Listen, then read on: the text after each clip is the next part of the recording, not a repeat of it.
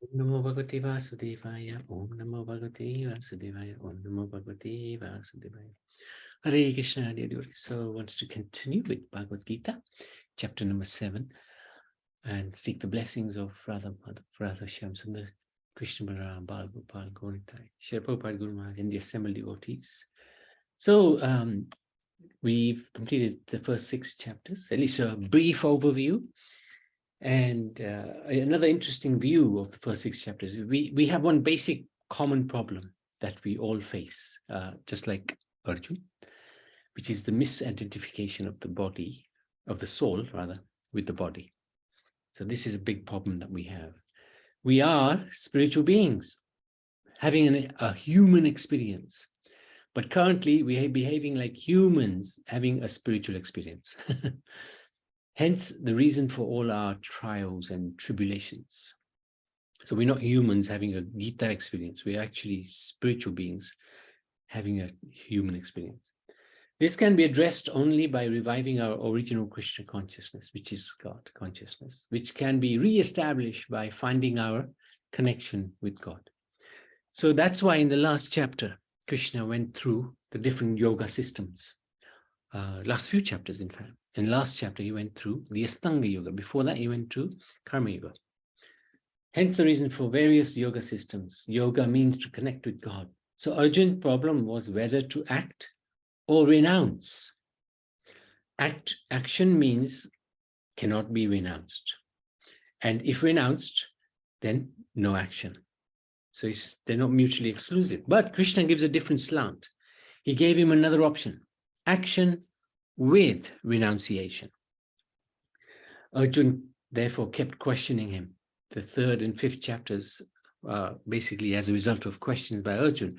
Well, should I act? Should I not act? I'm confused. Your instructions are not clear. And then finally the penny dropped in the 6th chapter, because Krishna explained to him in very clear terms about the yoga system and how one can act at the same time be renounced.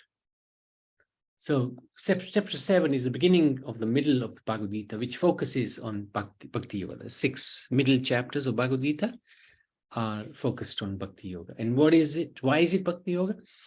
Because that's where now Krishna is connecting all of the knowledge he's given to Arjun so far, to him, to the absolute truth.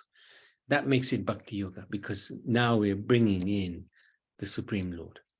As soon as you bring in the Supreme Lord, that effectively turns the yoga into bhakti. Karma Yoga essentially is when we employ our senses to connect with God.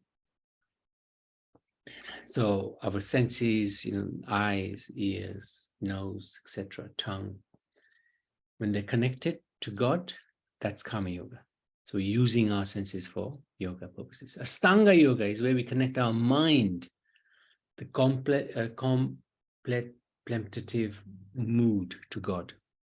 So Karma Yoga, senses; Astanga Yoga, our mind; Gyan Yoga is where we use our intelligence to understand what the truth is.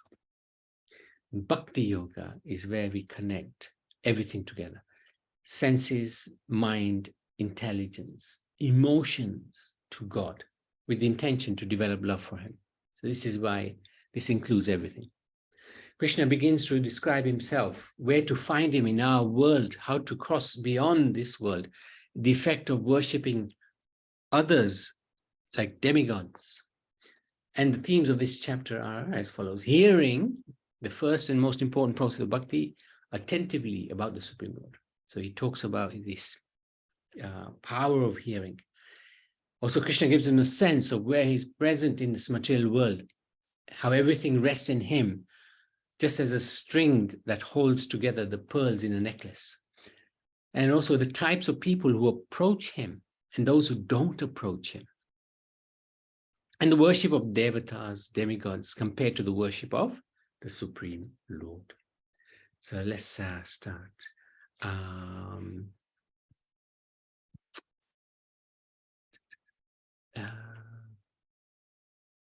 Lokeshwar, why don't you read these 3 verses? Text 1. The Supreme Personality of Godhead said, "Now hear, O son of Pritha, how by practicing yoga and full consciousness of me, with mind attached to me, you can know me in full, free from doubt." Text 2. I shall now declare to you in full this knowledge, both phenomenal and nominous. This being known, nothing further shall remain for you to know. Text 3. Out of many thousands among men, one may endeavor for perfection, and those who have achieved perfection, hardly one knows me in truth. So Krishna wants us to know him, although it is so difficult that hardly anyone knows him. Even those who have achieved perfection, hardly one knows him. So this is not easy. However, through the practice of bhakti yoga, the Lord says that we can indeed know him in full by hearing about him. So the first words he spoke is now here. Tachranu, he said, Tachranu, now here. So the lesson is engaging in the 9 processes of bhakti yoga will take us closer to Krishna. And the first of those 9 processes is hearing, which is the most important. And here we've got a bit of an idea of what the other processes are. So hearing, Parikshit Maharaj perfected his life. Chanting and glorifying God, Sukadeva Goswami, narrating the Bhagavatam, perfected his life. Remembering, so hearing, chanting, remembering, Shravanam, Kirtanam, Vishnu Smaranam. Smaranam is here, remembering. Prahlad remembered him perfectly and perfected his life. Even through any challenges he had, he never even saw them as challenges. This is the most amazing personality. Serving the Lord's lotus feet, that's of course Lakshmi Devi. Worshipping, Archana, the deity worship, that's Maharaj Prithu. Vandanam, prayer by Akrur, he perfected his life by the prayers. Dasyam, being servant. Hanuman, and Sakyam is Arjun, friendship. Atma Nivedam is complete surrender, is Bali Maharaj. And of course, all 9 processes were perfected by Ambarish Maharaj. So these are amazing, amazing processes. Even just one of them can liberate us, take us to Krishna. So very fortunate to be part of this process. This is just reconfirming everything. Okay, Chitramanjari, would you like to read from text 4? Okay, Prabhu. Hare Krishna. Hare Krishna. Text 4. Earth, water, fire, air, ever, mind, intelligence, and false ego, together, all together, these 8 constitute my separated material energies. Text 5. Beside these almighty Arjuna, there is another superior energy of mind, which comprises the living entities who are exploiting the resources of this material interior nature. Text 6. All created beings have their source in these 2 natures. Of all that is material and all that is spiritual in this world, know for certain that I am both the origin and the distribution. Text 7. O conqueror of wealth, there is no truth superior to me. Everything rests upon me, as birds are strung on its thread. Text 8. O son of Kunti, I am the taste of water, the light of the sun and the moon, the syllable Om in the Vedic mantras. I am the sound in either and ability in man. You can continue with these 4. Text 9. I am the original fragments of the earth, and I am the heart in fire, heat in fire. I am the life of all that lives, and I am the penances of all ascents. Text 10. O son of Pritha, know that I am the original seed of all existence, the intelligence of the intelligent, and the prowess of all powerful men. Text 11. I am the strength of the strong, devoid of passion and desire. I am sex life, which is not contrary to religious principles. O Lord of the Bharat Arjuna. Text 12.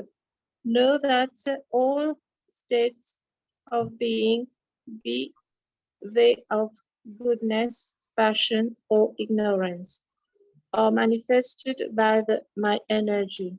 I am in one sense everything, but I am independent. I am not under the mold of material nature, for they, on the contrary, are within me. Thank you. Thank you so much, Hare Krishna. So summary of verses 4 to 12. In answer to the common challenge, can you show me God? So what Krishna has done in these verses, he is basically sharing with Arjun where he can be found in this world, in a very brief idea or overview, if you like. So we often get the question, can you show me God? Well, Krishna cites the analogy of pearls strung on a thread. The pearls are perfectly strung and arranged as a necklace, while the thread remains completely invisible. So we can see in this world magnificent order, just like you can see on a pearl necklace, beautiful order, but you can't see the thread. Just like that, same way, you can't see God. He's the thread. Similarly, God designs, creates, sustains the entire universe. Yet, because of his humility, he remains invisible to the immature observer. The extreme intricacy and sophistication of the creation, however, naturally indicates the presence of a higher intelligence. There's so much stupidity in the teachings in the West, and probably in the East now as well. There was a Big Bang and wonderful order, and life came out of the Big Bang. Such a ridiculous theory. Even the scientists who coined that term, he coined it as a joke, the Big Bang theory. But what to do?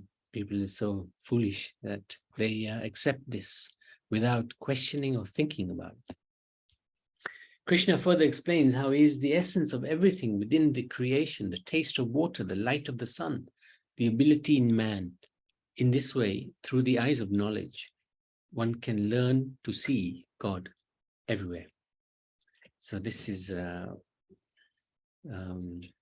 very, very good for us, because Krishna is giving us an indication where he can be seen.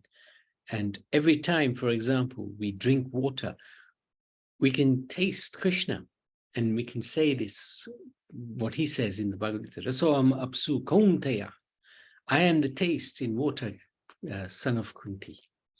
In that way, we remind ourselves every day, every time we drink water, doing an ordinary activity, but actually it's an extraordinary activity, because we can taste Krishna in that drink.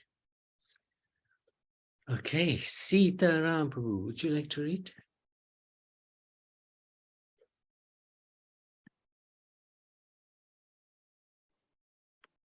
Text 13. Yes, please. Deluded by the three modes of goodness, passion, and ignorance, the whole world does not know me, who am above the modes of and inexhaustible. Number 14. This divine energy of mind, consisting of three modes of material nature, is difficult to overcome. But those who have surrendered unto me can easily cross beyond it. Number 15. Those miscreants who are grossly foolish, who are lowest among mankind, whose knowledge is stolen by illusion, and who partake of the artistic nature of demons, do not surrender unto me. Number 16. O best among the Bharatas, four kinds of pious men begin to render devotional service unto me: the distance, the desire of wealth, the linguistic, and he who is searching for the knowledge of absolute. Number 16, no, 17. Of these, the one who is in full knowledge, and who is always engaged in pure devotional service is the best, for I am very dear to him and he is dear to me. 18. All these devotees are undoubtedly magnanimous souls, but he who is situated in knowledge of me, I consider to be just like my son's self, my own self. Being engaged in my transcendental service is sure to attain me, the highest and most perfect goal. Text 19. After many births and deaths, he who is actually in knowledge surrenders unto me, knowing me to be the cause of all causes, and all that is. Such a great soul is very rare. Hare Krishna, Prabhu. Hare Krishna. Thank you. Okay, Haribol. So this amazing verses in this section of the Gita. This one especially, number 14, Krishna is explaining this divine energy of his, which is this material world, is still divine because it's his. And it's difficult to overcome, but those who surrender unto him can easily cross beyond it. And then this verse here, after many, many births and deaths, he who is actually in knowledge surrenders unto him, knowing him to be the cause of all causes, and all that is. Such a great soul is very rare. So if God can be perceived everywhere and his existence is so strikingly obvious, why is there still wholesale denial of him? Well, Krishna endows each soul, each individual, with the free will to fly their own plane. We can decide whether we want to acknowledge his existence or deny. And then he describes the four types of people who reject God due to their preoccupation in worldly life. Those who are grossly foolish, lowest of mankind, illusioned, atheistic nature. So they'll never approach the Supreme, at least not in this life. The four types who do accept him, albeit with different degrees of selfish intent, they're seeking wealth, they want money because they're poor, or they're distressed, their health is not good, or they're inquisitive, they just want to know about everything, and including God. But that person who seeks knowledge, he's regarded to be the best because he just wants to understand. It is a rare soul in this world who is able to approach God free of ulterior motives and enter into selfless relationship of love. That level of spiritual purity, Krishna says, may take thousands of births. That's text number 19. Bahunam Janmanam Ante. So, I mean, Krishna is so kind because he's acknowledging that there are four types of people who come to him, they'll want something, but he still calls them magnanimous. Udharan, he calls them magnanimous. Why does he call them magnanimous? Because they could have gone elsewhere to seek these things, but they came to him. So he considers them greatly charitable. Thank you for coming to me. I know you want something, but at least you came to me. Krishna is very broad-minded. Human life is very rare to achieve, and even rarer is one who has surrendered to the Lord. So let's be very grateful that the Lord has allowed us to perform bhakti and make the most of our great fortune. Thus, we must treasure and protect this great fortune and avoid committing offenses, especially the mad elephant offense of blaspheming devotees. So what is this mad elephant offense? When you have a very nice garden and you let loose a elephant in that garden, he's going to destroy all the plants. So we planted this Bhakti Lata Bij, this seed of devotion, and slowly, it'll grow and fructify ultimately when we attain Prema Bhakti, and that means we will attain the spiritual world. But it takes time. There's loads of processes to go through before we can attain it. But at least the seed has been planted.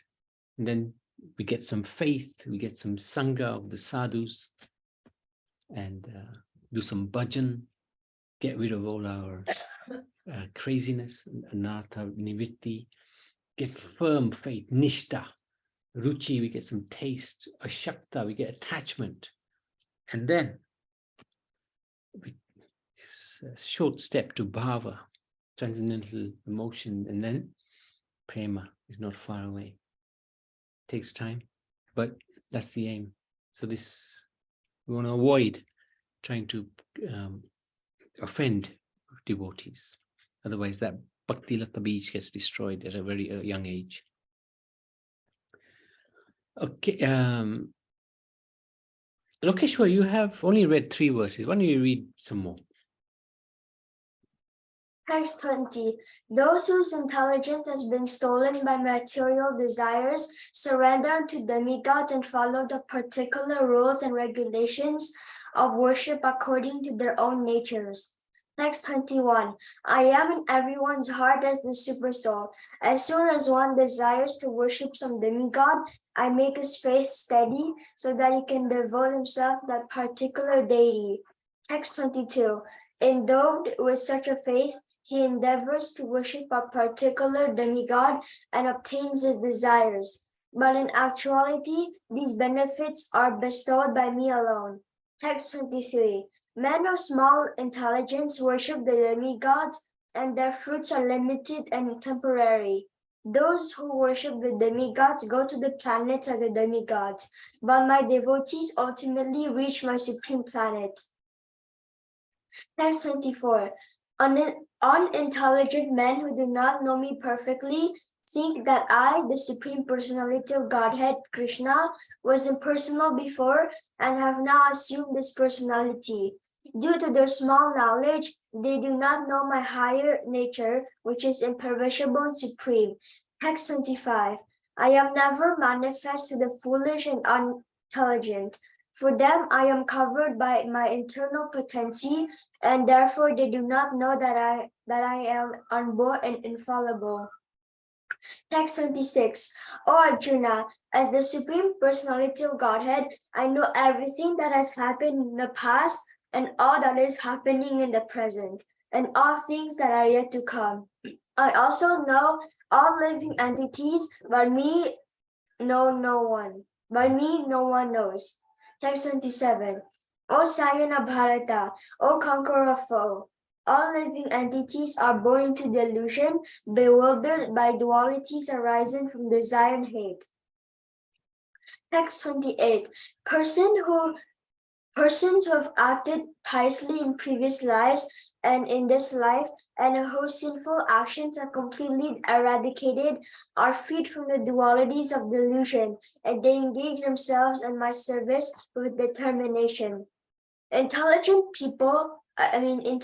persons who are endeavoring for liberation from old age and death, take refuge in me in devotional service. They are actually Brahman because they entirely know everything about transcendental activities. Text 30. Those in full consciousness of me who know me, the Supreme Lord, to be the governing principle of the material manifestation of the demigods and of all methods of sacrifice, can understand and know me, the Supreme Personality of Godhead, even at the time of death. Very good. Thank you for reading through that. Quite a lot of information here, but the most important thing is he talks about worshipping the devatas. So he establishes this monotheism, because often Hinduism will be portrayed as a religion that worships many gods.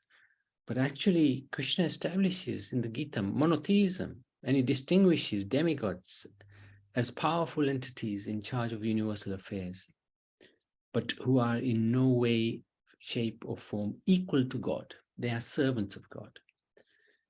And actually, Sanatana Dharma is very broad. It's got a multifaceted system of worship, which we can call it this multi-layered. That's the demigods, giving it that multi-layers. Polymorphic is basically where God, Krishna, can expand himself, and each of his expansion is as powerful as he is, like Ram, Nrsimha. And by monotheism, because the one becomes two, Radha Krishna, Sita Ram, Lakshmi Narayan. So this is actually a much better description of the concept of God within Sanatana Dharma. So multi-layered means the devatas who can be worshipped for temporary gains, but not recommended by Krishna. As we saw, Krishna doesn't mince his words. He's saying, if you worship the demigods, their fruits are temporary, limited, and you'll go to the planet of the demigods, which is within this world. Polymorphic means Krishna has many expansions like Vishnu, Ram. Bimonotheism means God has a divine couple, Radha Krishna, one supreme soul manifested in two forms.